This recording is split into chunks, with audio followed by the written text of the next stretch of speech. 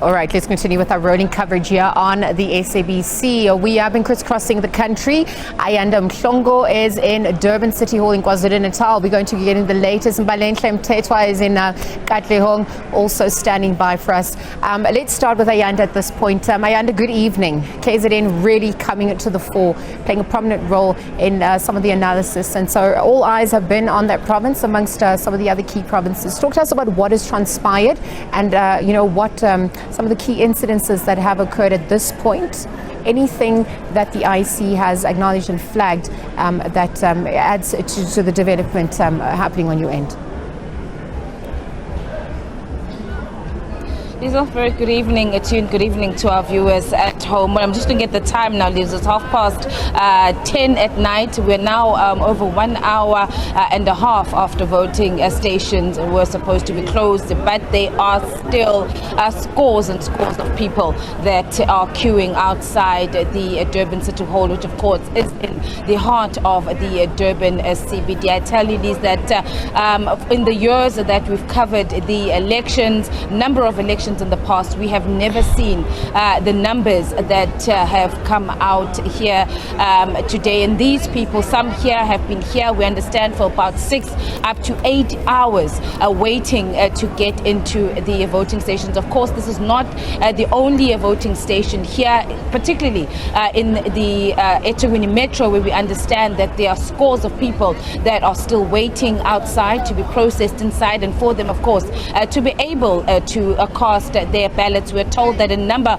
of other areas, people have been patiently waiting outside the voting stations. Of course, Liz, there has been a number of challenges from the start. Many of the voting stations in KwaZulu-Natal opening very late this morning. Other issues that were reported by the IEC, of course, was the late delivery of materials. And then the other major challenge that they had was the VMD a system that was not working, meaning that people then had to, or IEC or staff had to use the manual voting system, which of course has slowed down the process. But just seeing some of the people that are still queued here, they're very, very patient. We've got a mixture of young and old who are here. And what has happened in this particular station is we understand that after 9, police then had to then get to the end of the queue so that people would then not slide into the queue. Of course, as the IEC has said, that if people were in the queue at 9 o'clock, at the time when the voting stations closed, those people would be processed and would be allowed to vote. So seemingly certain people were trying to sneak into the queues, and thus IEC officials at this particular station have subsequently then called on more police officers to come and assist. And as you see here, Elise, if you know the Durban City Hall and the precinct just outside the Durban City Hall,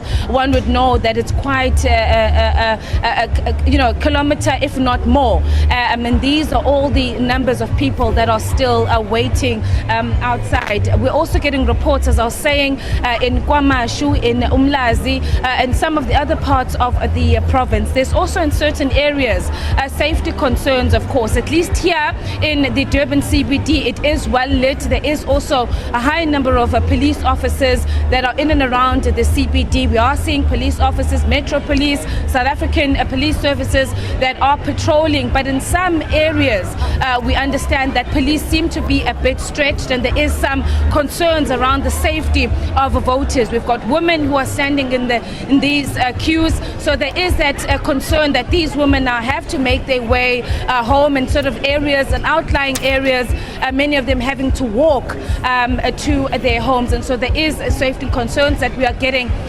from members of the public. I'm going to try to speak to some of the people that are here in the queue just to find out how long they have been here. All right, we're seeming to running out of time, but we will continue to be here just to see what is happening outside the Durban City Hall. But for now, let's go to my colleague Mbali, who is in Katlehong, to see what's happening on her side. Mbali? Well,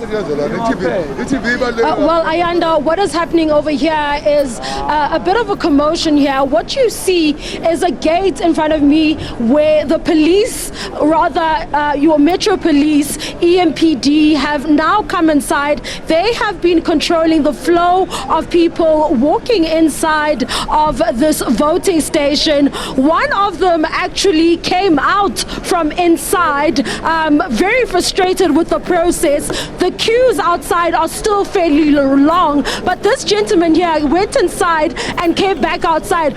Buti, yini kwenza ukuthi uphume lapha ngaphakathi uze la ngaphandle ugcina ungasavotanga ukhethe ukuthi ungabusavota ngesimanga sokuthi mhlambe indlela ekusetshenzwa ngayo ngaphakathi ayiculisi futhi?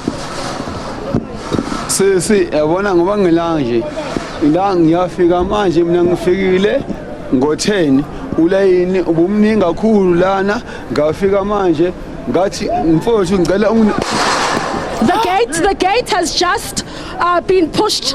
Now, as you can see, I'm stepping away. The gate has just been pushed off. It just fell to the ground. People had been forcing their way in, and right now, as you can see, EMPD officials are trying to put it back on the track.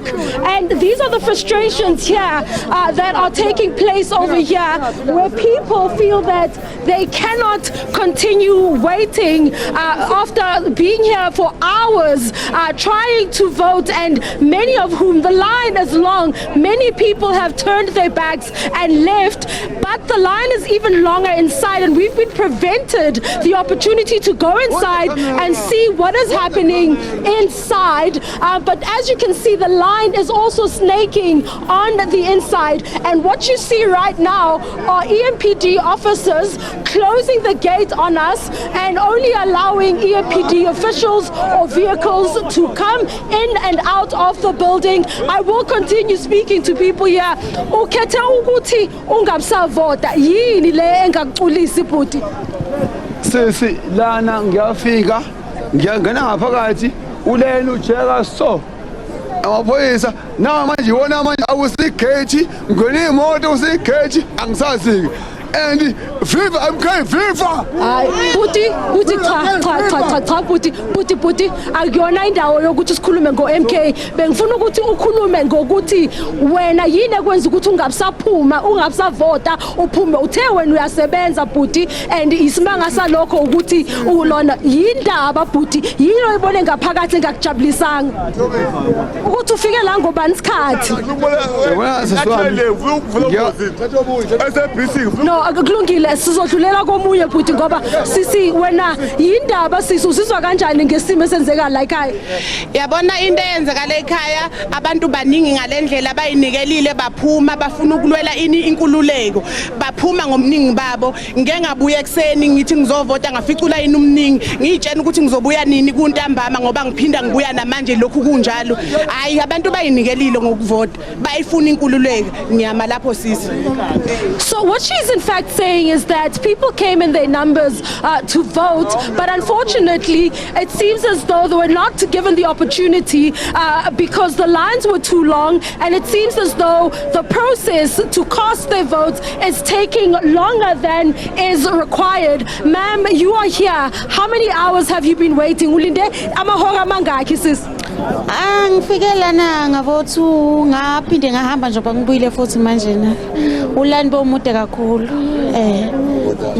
njengamanje ke usazophinda uvote noma usekuphelile nje sis? I-vote is ilungelo lami, kumele ngivote. Ukuvota ngizovota. Yebo. Noma kanjani nje uyavota wena? Ngizovota.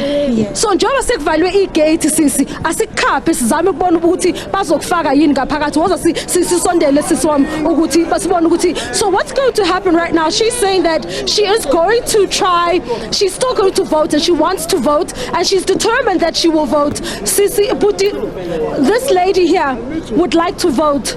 Are you going to be able to allow her inside? She would like to vote. awusiphe mama.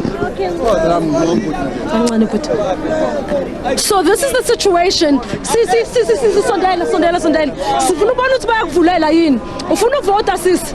Ngene like, okay, they've allowed her inside. We're going to try to get inside to see what is happening inside, you know, and to see how long the queues are. As you can see, it is fairly dark inside here. There are no lights, and the lights that they're actually relying on are car lights. It's dark, and right now I'm just going to step out of the shot.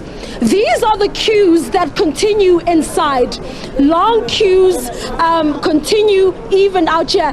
The gentleman was telling us earlier, said that he was frustrated. He came out of this voting station frustrated, saying that he has to be at work in the morning, and if he's not at work in the morning, he will get fired. And therefore, there is no need for him to cast his vote today if it means that he is not going to be able to go to work in the morning. But this is the situation. Long queues continuing, and this is in part due to that manual system of checking the voters' roll, and which has delayed many voting stations in Soweto. I was there was commotion in Soweto at a primary school in Protea Glen. That is a voting station there. The same thing happened there. Commotion. Police had to be brought into the voting station in order to do that, and this happened at around 7 to 7:30, where people had a commotion and they were concerned by the fact that they could not cast their ballots, and the waiting period, they waited for at least some waited for 2 hours, some waited for 1 hour and 45 minutes, but the waiting period is quite long, and it is obviously unbearable for voters who are trying to cast their ballots. One gentleman was removed from the Soweto voting station because he arrived late. The gates were closed at 9. This continues to be the situation. More people are gathering outside. As you can see, I'm just going to move around, and my colleague is also going to just try and show you what is happening over here. The gate is widely open. There's a conversation here with one of the IEC representatives over here coming inside here. There are many challenges here at this voting district. EMPD officials over here, people outside frustrated and angry over the situation that is unfolding at the moment. Really, this is the situation, and as we come closer, this is a conversation. They are requesting to come in and vote. The gentleman has just been allowed inside. He's walked in. My auntie, I want to vote. No problem. There we go. So these are the people here. Okay. She needs to vote. No problem. But right now, I'm going to hand back over to my colleague Lulama, who is in Cape Town. It's over to you, Lulama. Thank you, everybody, and welcome to Cape Town. We are at the Western Cape Results Operation Center, where some of the party agents are eagerly waiting.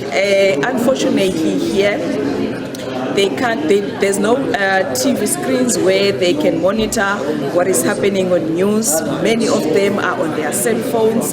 They are following the events on the social networks about what is happening, that voting stations, there are voting stations that have still not closed.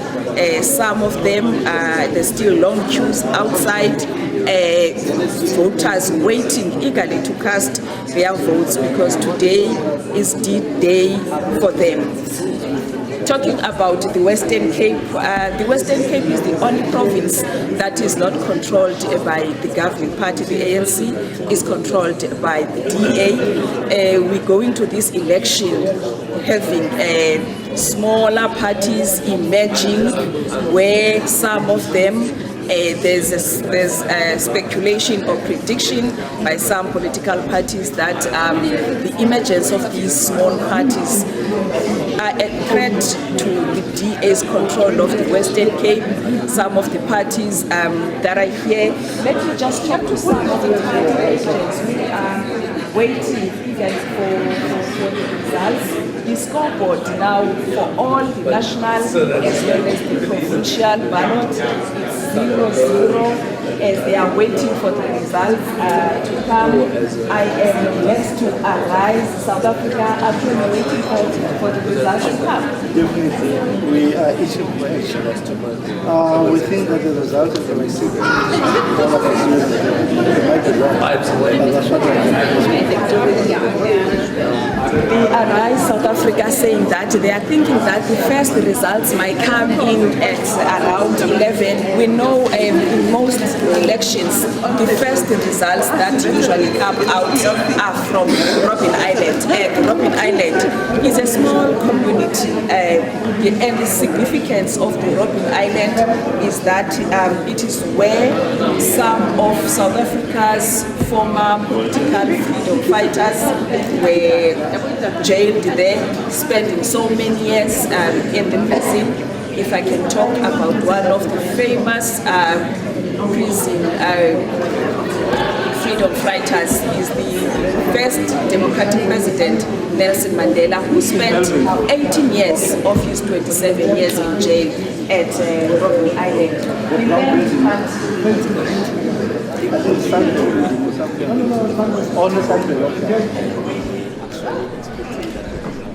All right, we do apologize for that technical issue there. Lulama Mike, yeah, of course, in Cape Town, the Western Cape Results Operations Centre. If we can re-establish that connection, we'll continue to get the latest from her. Again, just as the numbers trickling in, we did hear that Robben Island is set to be one of the first where the results will be released. Obviously significant for South Africa, given that many of the stalwarts have been imprisoned there. Again, back to Ayanda Mhlongo was at the Durban City Hall, as well as Mbalenhle Mthethwa was in Katlehong. We're looking at some of the commotions occurring at some of the various polling stations in the different provinces. The standoff, we're looking at the role of security and safety at this point. We're looking at electricity issues, a lack of light that's really cool, making things rather difficult, especially in the dark.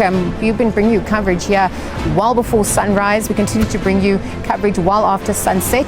Obviously, some of the voting polling stations have closed officially. Voting processes have concluded, but you can see that around the country there's been a late surge of voters showing up just before that 9 p.m. mark, which obviously delays some of the processes. But the IC has assured that all those that have officially and legitimately made their way into the line before 9 p.m.